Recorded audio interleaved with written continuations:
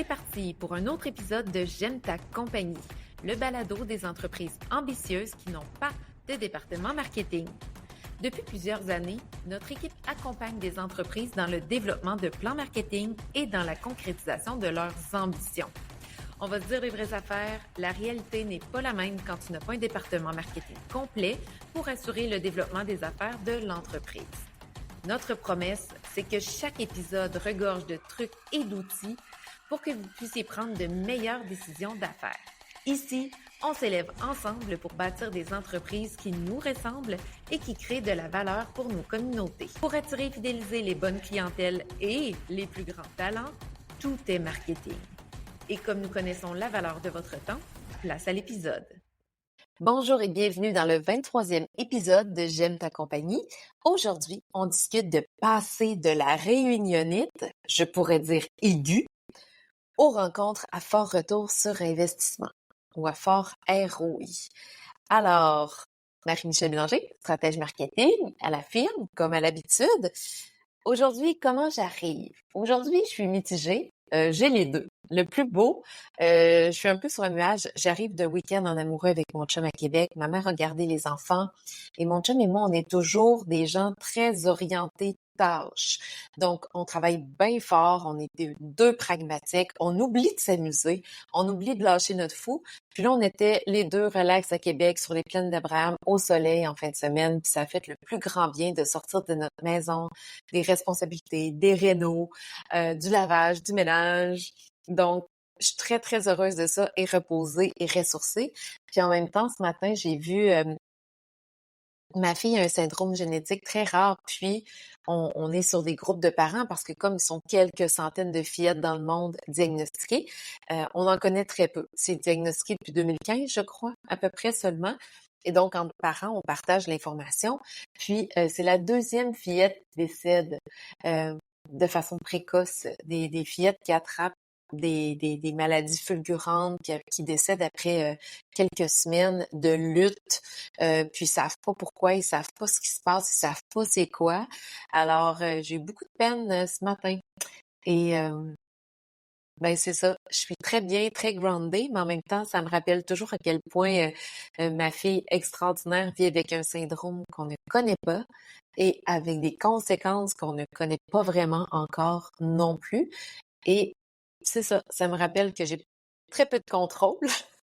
Souvent, on en parle dans l'équipe, tu sais, je dis ça aux filles, que la maternité enseigne ça, qu'on n'a absolument pas de contrôle. Et bref, c'est comme ça que j'arrive. J'arrive avec le plus beau, puis j'arrive en me rappelant que la vie est courte et qu'on a très peu de contrôle là-dessus, puis que moi, comme entrepreneur, je dois considérer cette charge mentale-là quand j'organise mon temps parce que ma vie personnelle est très prenante là, sur le plan du temps et des émotions. Alors, c'est drôle comment j'arrive. Puis je vous invite, vous aussi, à vous poser 2 minutes, puis à vous demander, vous arrivez comment aujourd'hui? Comment vous allez accueillir cet épisode qui va vous partager plein de trucs, plein d'astuces sur comment on peut organiser des rencontres pour qu'il y ait plus de retours sur investissement. Puis, je vais partager à livre ouvert ce que moi j'ai mis en place dans la firme de sorte à ce que ça roule bien mon entreprise, mais on perd pas trop de temps, d'argent et d'énergie dans des rencontres qui ne servent absolument à rien. Et puis, si le cœur vous en dit, partagez où vous écoutez ce balado sur les réseaux sociaux qu'on voit. Est-ce que vous êtes dans votre auto en train de plier le linge propre? Est-ce que vous êtes en pleine marche en forêt? Quand on vous voit passer comme ça nous fait le plus grand plaisir et on voit à quel point on vous accompagne dans votre quotidien, dans les vraies affaires. Alors, aujourd'hui, on parle de rencontres, de meetings, puis je me souviens dans le temps où j'étais toute seule, ma première entreprise, ça s'appelait Tarmac, et j'étais seule. Puis les premières années, je faisais vraiment un peu du n'importe quoi. J'allais dans tous les sens. Je faisais des essais-erreurs, là, puis ça fait partie de la game. Quand tu te lances, faut que tu fasses des essais-erreurs. Tu te rends compte que ça fonctionne pas tellement. Puis là, après, tu passes à une façon plus stratégique d'organiser les tâches, d'organiser le temps, d'organiser l'énergie et les finances. Et je me suis dit, tantôt, je préparais l'épisode, puis je me disais, les rencontres, c'est pas juste pour les gens qui ont des équipes, c'est aussi pour les gens qui sont seuls, mais qui doivent tout autant placer du temps à l'horaire pour faire des constats, pour prendre des décisions, pour réfléchir. Alors aujourd'hui, je vais vous partager 5 rencontres types qui ont lieu à la firme pour que l'entreprise roule et avance en équipe. Puis, à chaque fois, je vais parler de l'objectif de la rencontre. Et puis, l'objectif de la rencontre, quand c'est clair, ben après, vous pouvez vous dire, et moi, je suis seule dans mon organisation, je suis seule dans mon entreprise de un, mais je vais mettre du temps à l'horaire pour remplir cet objectif-là, même si vous n'avez pas de collègues avec qui discuter. Puis si vous vous sentez un peu seul, avant d'aller dans le concret, dans les rencontres, je veux juste nommer que les gens qui se sentent un peu seuls, qui gèrent une entreprise tout seul, vous pouvez vous trouver des pairs qui vivent la même chose que vous. Donc, des gens qui sont à la tête d'une entreprise de un, comme vous, puis planifier des rencontres une fois par mois, une fois par semaine, peu importe quel est le besoin, pour pouvoir bouncer les points les uns les autres ensemble. Comme ça, vous avez l'impression d'être en équipe, même si vous gérez seul votre entreprise, et vous pouvez avoir du feedback, la rétroaction d'autres collègues. Alors, on plonge directement dans les rencontres qui ont lieu à la firme, des rencontres en coulisses. Hein, on montre pas nos meetings sur les réseaux sociaux, mais on est très stratégique dans les rencontres qui ont lieu chez nous. La première rencontre qui a lieu chez nous, on a choisi de faire aux 2 semaines, c'est des rencontres 1 à 1. En anglais, on dit des rencontres one-on-one. Le but ici, c'est que chaque gestionnaire rencontre ses subordonnés une fois par semaine ou aux 2 semaines ou tous les mois. Chacun peut décider le rythme. Nous, actuellement, l'idéal, ce serait à chaque semaine, mais à cause de notre horaire chargé, à cause du fait qu'on a investi dans le balado, à cause du fait que comment je dirais ça? Qu'on est passé à la semaine de 4 jours, puis qu'il faut vraiment prioriser chaque chose dans laquelle on investit du temps, de l'argent puis de l'énergie, on a choisi de le mettre aux 2 semaines. Donc, concrètement, ce que ça veut dire, c'est qu'à toutes les 2 semaines, je rencontre Rouge et à toutes les 2 semaines, je rencontre Katrina. Ce sont des rencontres d'environ une trentaine de minutes. Et l'objectif, c'est une rencontre pour les filles. C'est une rencontre où les filles ont accès, entre guillemets, à moi comme gestionnaire, puis ils ont accès à la version de moi-même qui est là, qui est présente, qui est groundée, qui est concentrée pour elles. Donc, elles savent qu'à chaque 2 semaines, elles ont accès à moi en confidentialité pour adresser certaines choses. J'ai listé des questions, OK, de sorte à ce que les filles, tout au long de leur travail, puissent prendre des notes. Comme ça, plutôt que de venir me voir à chaque petite question opérationnelle ou quand il y a un problème, si c'est pas urgent, elles prennent des notes, puis arrivent préparées à cette rencontre-là. On a un planner, nous à la firme, un planificateur papier, puis à toutes les 2 semaines, les filles ont une page là, où elles peuvent aller noter des petites choses qui se sont passées, des idées qu'elles ne veulent pas oublier, qu'elles souhaitent me communiquer, ou des questions à me poser. Et puis, quand on arrive en rencontre, tout a été noté pendant les 2 semaines de travail. Donc, je vais vous partager les 4 questions pour lesquelles j'attends des réponses lors de cette rencontre-là et pour lesquelles je suis là pour donner soit de la rétroaction, des compléments d'information. La première question, c'est: as-tu des questions opérationnelles? Là, on parle de gestion de projet, on parle de nos dossiers clients parce que chaque fille dans la compagnie gère des dossiers clients.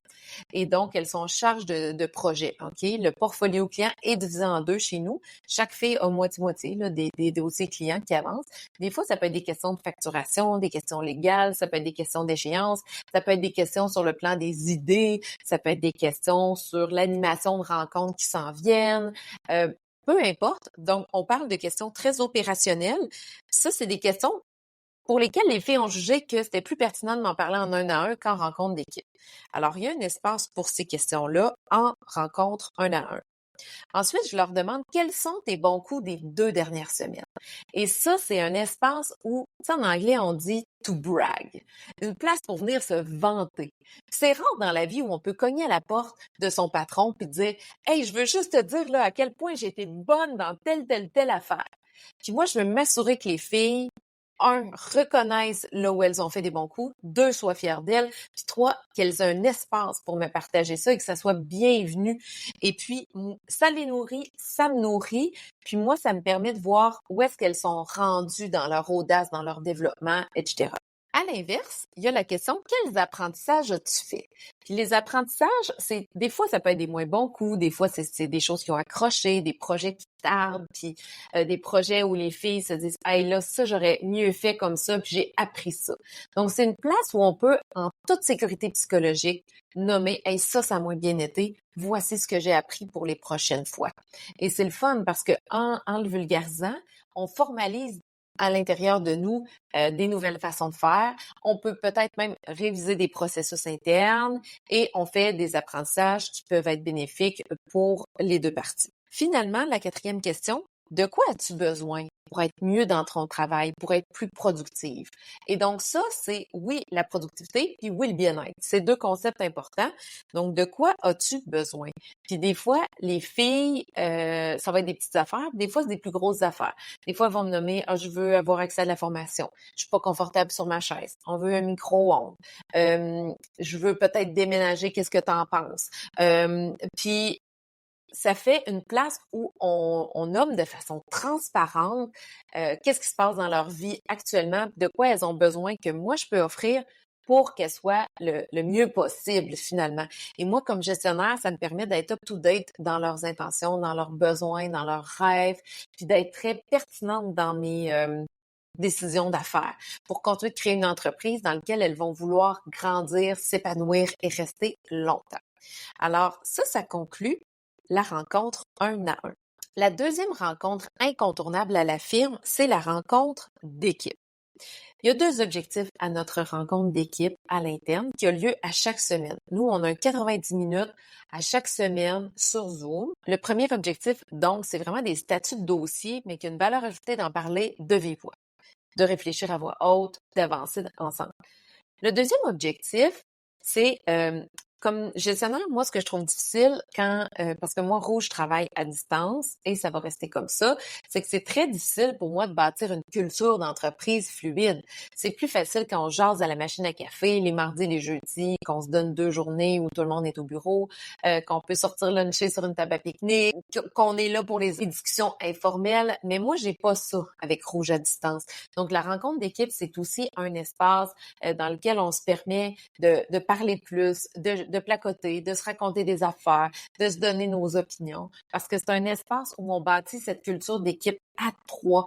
Puis on n'a pas souvent la chance d'être toutes les 3 ensemble, considérant que chaque fille a des clients différents. Donc, elles travaillent toutes les 2 beaucoup avec moi, mais indépendamment l'une de l'autre. Donc, qu'est-ce qu'on fait dans cette rencontre-là? On commence toujours par un tour de table pour nos gratitudes. On parle de gratitude souvent professionnelle, parfois personnelle. Ça nous permet de partager un peu de notre vie privée et où des fois, on peut partager des bons coups. Même moi, comme entrepreneur, parfois, ça me permet de leur nommer, tu sais, les filles, là, ça s'est passé, mais moi, ça m'enlève beaucoup de stress. Puis, je sens qu'on apprend à se connaître plus intimement à travers le partage de nos gratitudes. Puis ensuite, évidemment, qu'on fait le tour des projets clients et on s'organise aussi des tempêtes d'idées. Donc, je le disais plus tôt, l'objectif de cette rencontre-là, c'est d'avoir des discussions à forte valeur ajoutée en direct. Donc, parfois, pour un dossier client, par exemple, on doit trouver un slogan, on doit réfléchir à différentes idées pour solutionner une problématique. Puis, ben, il y a une valeur à brainstormer les 3 filles ensemble. Donc, on met ça dans cette rencontre-là. Alors, voici ce que c'est notre rencontre d'équipe. Troisièmement, il y a les rencontres trimestrielles gestionnaires subordonnés qui s'appellent l'appréciation de la performance et les rencontres carrière. Ici, ceux qui sont seuls, mais vous pouvez tout à fait vous faire vous-même une appréciation de la performance et une rencontre carrière, OK?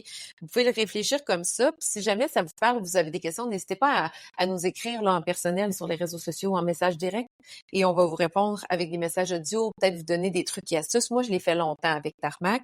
Le but de ces rencontres-là, ce sont des rencontres qui ont lieu 2 fois par année et donc aux 3 mois, en alternance.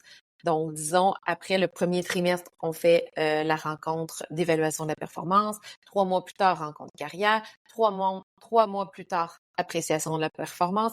Et 3 mois plus tard, on reprend la rencontre carrière. Chacune de ces rencontres-là a un but différent. c'est toujours une rencontre entre moi qui est comme la gestionnaire des filles et les filles qui sont les subordonnées entre guillemets de la gestionnaire. Et puis le but, c'est de se rappeler c'est quoi les objectifs de développement de la firme. En ce qui a trait aux rencontres d'appréciation de la performance, c'est de dire voici les objectifs de la firme et voici ta performance. Puis, qu'est-ce qui manque pour que tu élèves ta performance dans l'optique d'atteindre les objectifs de développement de l'entreprise? Du côté des rencontres carrière, c'est l'inverse.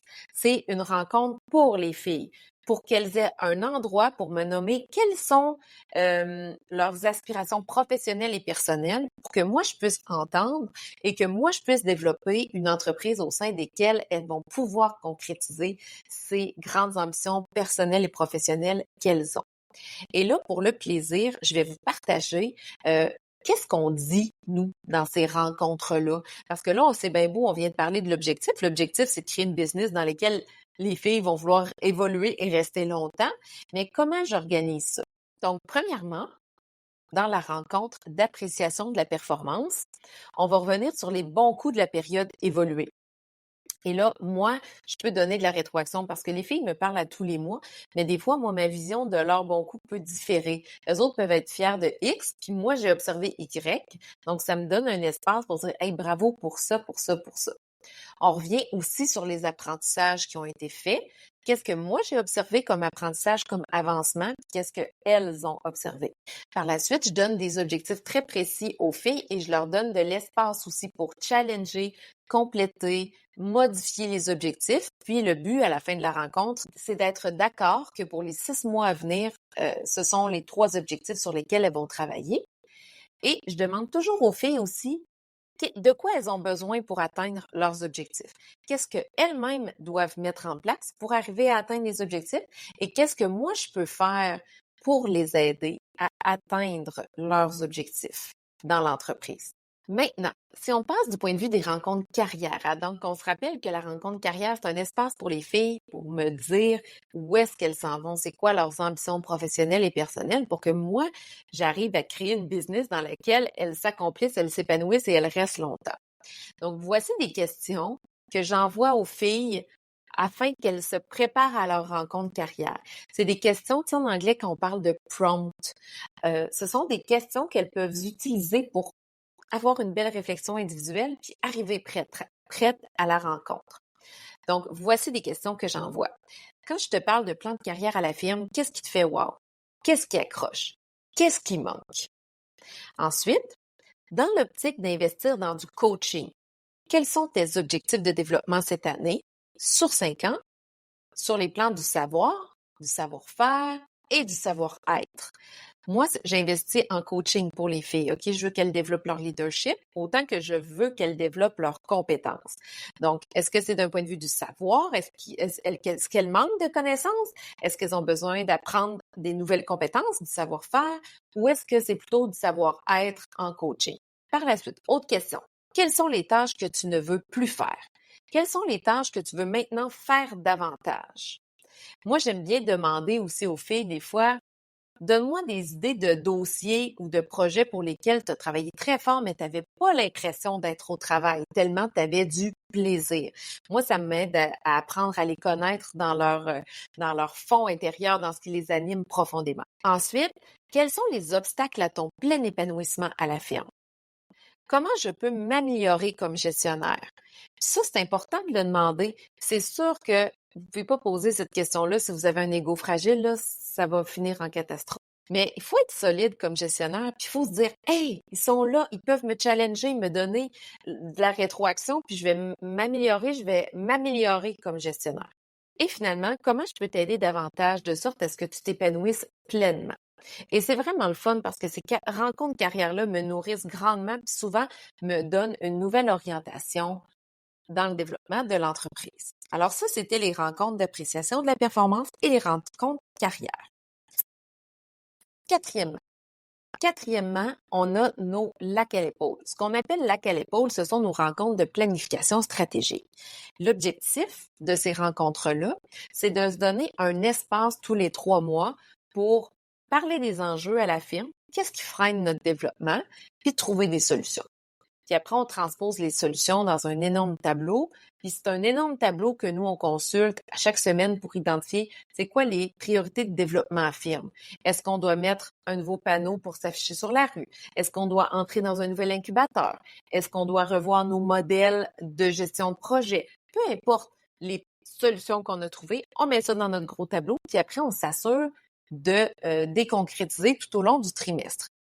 De concrétiser les priorités, hein, parce qu'on trouve plein de bonnes idées là-dedans, on les garde en note, mais après, chaque semaine, on remet à l'ordre du jour des priorités. Donc, l'objectif, vous l'aurez compris, c'est de la pure planification stratégique. Puis on veut sortir du contexte. Parce que si on est entre deux emails, entre deux meetings, qu'on essaie vite fait de se parler des enjeux et des solutions, ça fonctionnera pas. Idéalement, on le fait en personne. C'est pas toujours possible comme Rouge est à distance. On trouve des façons de faire. Le dernier a eu lieu en personne. On s'ajuste, mais reste que c'est toujours enjeu-solution. Quelle solution on va concrétiser dans les 3 prochains mois. Donc, c'est vraiment de ça qu'on parle. Parfois, on peut essayer de faire des petits jeux, de s'amuser, de changer d'air, d'aller dans un autre contexte. Tout ça ayant pour objectif de plus rapidement amener l'équipe à nommer des choses qui peuvent être difficiles à nommer. Des enjeux, là, ça peut être difficile, là. Par exemple, lors du dernier lac à l'épaule, c'est sorti que ma charge mentale, à moi, freinait le développement de la firme. Et ça, c'est gros, là. C'est pas facile de dire ça à ton gestionnaire, mais c'est extraordinaire parce que les filles se sentent en sécurité, on avait un contexte enveloppant, on avait une personne qui était là pour animer la discussion, qui était pas moi. Et puis, ça a fait que les vrais enjeux sont sortis. Donc, ensuite, on trouve des vraies solutions pour les vrais bobos. Puis, il n'y a personne qui est affecté dans son ego parce qu'on a parlé de tout ça avec bienveillance. Alors, quand on sort du contexte, qu'on arrive vraiment à se donner un espace pour parler des vraies affaires, ben après, on trouve des vraies solutions. Puis, autour de moi, je le vois, là, j'ai souvent des discussions qui me font dire, Caroline, il y a tellement de non-dits dans les équipes qui m'entourent. Il y a tellement de choses qui ne sont pas nommées, puis que si elles étaient nommées, on pourrait trouver des vraies solutions puis avancer par en avant. Donc, si vous voulez une équipe performante, assurez-vous de parler des vraies affaires dans les lacs à l'épaule et de trouver des vraies solutions concrètes et de faire de la place dans le quotidien pour la concrétisation des solutions concrètes. Il y a une 5e rencontre qui est très importante et c'est le fun parce que celle-ci, je n'en fais pas partie. Même si je gère l'entreprise, j'ai délégué aux filles la gestion des dossiers clients. Donc, moi, habituellement, je ne suis jamais impliquée dans la gestion d'échéances, de budget. Les filles suivent ça et, entre guillemets, me rendent des comptes. Puis, elles doivent communiquer, les 2 filles, pour planifier la charge de travail. Nous, à la firme, la qualité de vie de nous 3 est très importante. Je veux 3 stratèges en santé. On peut pas faire des bonnes stratégies marketing puis du bon conseil si on est brûlé à bout de nerfs, si on en a trop, si on n'est pas concentré. Donc, moi, comme gestionnaire d'entreprise, j'ai mis en place des outils pour m'assurer qu'on mesure la quantité de travail, que quand on accepte un dossier, on le place à l'horaire des bonnes personnes, des personnes qui ont le temps d'être concentrées là-dessus.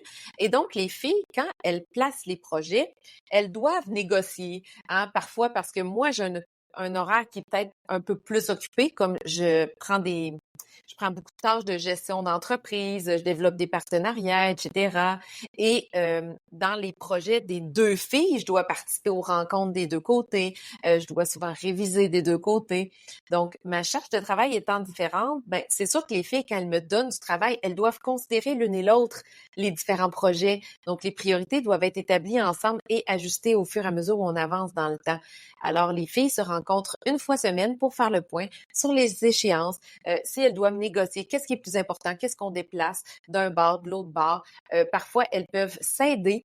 Par exemple, une fille peut prendre des entrevues pour l'autre dans une étude de clientèle.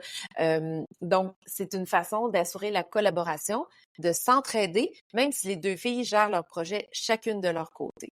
Mais si vous êtes seule dans votre entreprise ou si cette rencontre-là, disons que vous êtes en charge de la charge de travail et de la gestion de projet pour l'ensemble de votre équipe, vous pouvez faire un rendez-vous d'1 heure avec vous-même ou d'une demi-heure à chaque semaine pour faire le tour des projets, voir est-ce qu'il y a des échéances qui doivent être déplacées, est-ce qu'il y a des priorités qu'on doit ramener, puis des trucs moins prioritaires qu'on doit repousser. Donc, tout ça peut être fait si vous êtes seul dans votre entreprise ou encore si vous êtes seul à gérer la charge de travail d'une équipe en production. Alors, je rappelle, la rencontre de gestion de projet, c'est vraiment, on regarde la charge de travail, les échéances, on déplace les tâches. Et puis ça fait que quand on commence une semaine, la semaine est digeste et les bonnes priorités sont à l'horaire. Alors voilà, sur ce, j'espère que vous avez apprécié cet épisode qui était dans le pratico-pratique, dans le tangible, dans lequel on a partagé à livre ouvert comment on gère les rencontres à la firme. Et on est dans notre 5e année fiscale. Donc, on a quand même plusieurs années de pratique, plusieurs années où on s'est trompé, où on a essayé des affaires. Puis, j'ai hâte de voir ma gang, là, puis je sais que les filles écoutent le balado parce qu'elles font le montage puis le contrôle de qualité, mais j'ai hâte de voir où on va être dans 5 ans dans nos meetings. Est-ce qu'on va être encore plus comme proactive, productive, efficace, créative? J'ai bien hâte de voir où ça va nous mener. Peut-être qu'on va se rendre compte qu'il nous manque une rencontre. Peut-être qu'on va en éliminer. Nous, à la firme, on est toujours en optimisation. Si je peux vous partager juste cette approche-là, c'est de vous dire, hey, je fais un audit de mes meetings, là. Je vois qu'est-ce qui manque, de quoi j'ai besoin pour que ça roule, pour que ma gang soit motivée, pour que ma gang ait une vision claire du développement, des objectifs, des priorités et qu'il y ait un lieu aussi où votre équipe peut venir vous parler sans avoir à dire «Ah, s'il te plaît, peux-tu me trouver 2 minutes dans ton horaire trop chargé?» Non, non, non. Ce que vous avez de plus important, c'est votre équipe. Assurez-vous que votre équipe ait accès à un gestionnaire qui est présent, groundé, qui est à l'écoute, qui a de l'espace pour eux pour accueillir ce qu'ils ont à vous partager. Alors, sur ce, comme à l'habitude, on vous invite à vous abonner au balado et à commenter quand vous voyez passer sur les réseaux sociaux cet épisode. Avez-vous des questions? Avez-vous d'autres trucs et astuces à partager sur le plan des rencontres? Nous, ça nous fait toujours plaisir de vous lire, ça nous nourrit. Alors, surtout, n'hésitez jamais. Alors, sur ce, je vous dis à la semaine prochaine.